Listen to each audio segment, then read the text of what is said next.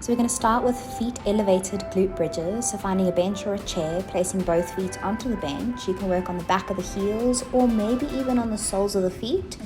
And then you're just going to lift the bum up nice and high, making sure you're hinging from the hips and not arching too much from the back. You really want to get that glute squeeze at the very top of your lift. And we elevate the feet so we have a nice big range of motion when doing this full hip extension.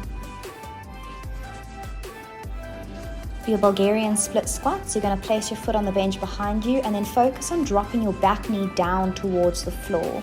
So your front knee isn't shifting too far forwards and you're not overextending the back leg. The back thigh is staying as upright as possible as you lower the body downwards in towards a sort of squat lunge.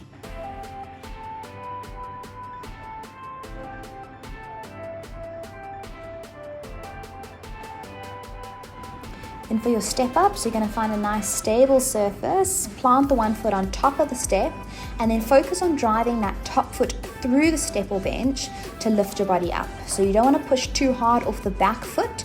You want to focus on the downwards drive of the front leg and then lowering yourself down with control through that front leg as well. So you're not just hinging and falling back onto the other leg, but all of the work is happening in that lift and push and controlled lowering down.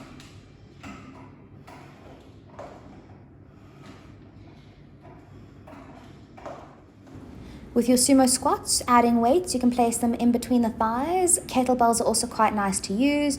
Feet are nice and wide, toes turned out slightly, and as you squat, you're aiming to keep the knees above the ankles, definitely not conking in towards your center and not drifting too far out over the toes. So that external rotation at the level of the hips is going to get you a nice work through the glutes, as well as a stretch through the inner thighs, and the inner thighs are going to work to stabilize you on the way back up.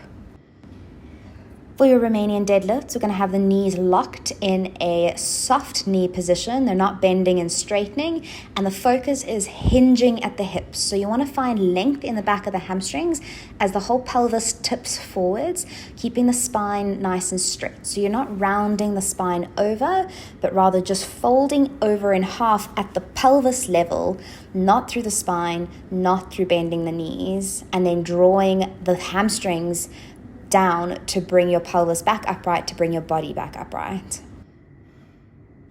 For your single leg deadlifts, you're going to balance on one leg and are focusing on a single leg squat basically, and you're going to keep the upper body fairly upright as you lower yourself down, bending the knee and hinging those hips back as low as possible. So you're not folding or dropping your upper body forwards to get the hand towards the floor, but rather going as low as you can, the squatting leg itself.